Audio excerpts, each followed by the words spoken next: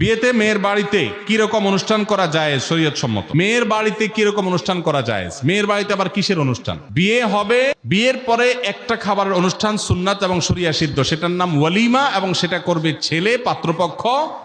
তারা একজনের আস্ত একটা মেয়ে জন্মের পর থেকে শত শত দিন, হাজারো দিন পরিশ্রম করে বড় করে এই মেয়েকে পরিণত করে দিয়েছেন, শিক্ষিত করে দিয়েছেন। এরপরে আস্ত একটা মেয়ে ঘরে তুলে নিয়ে আসছে আরেকজনের। এই খুশিতে, নতুন বউ ঘরে আসছে, সেই খুশিতে সবাইকে খাওয়াবে, এটার নাম হলো ওয়ালিমা।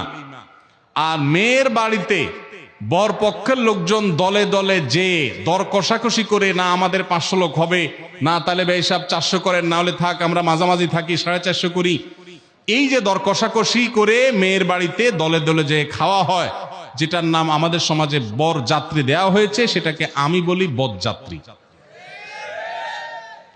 যারা বিয়ে করেন নাই, বাপের বেটা মায়ের বেটা হয়ে থাকলে নিয়ত করেন যে আমার বিয়েতে কোনো বরযাত্রী যাবে না। যেই বাপ মেয়েকে জন্ম দেওয়ার পর তাকে বড় করে তুলেছেন তিলে তিলে, আপনার তো বিয়ের পর শ্বশুর মশাইয়ের সামনে বসে দোজানো হয়ে বলা দরকার যে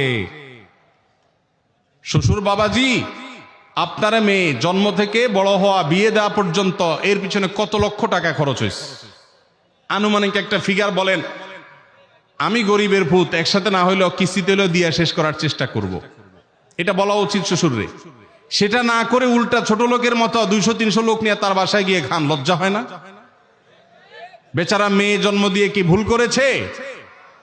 একজন মেয়ে বয়সে বিবাহের উপযুক্ত করা পর্যন্ত পড়ালেখা, খাওয়া দাওয়া, ঔষধ, চিকিৎসা, আদর, স্নেহ কত কিছু দিয়ে গড়ে তুলেছে।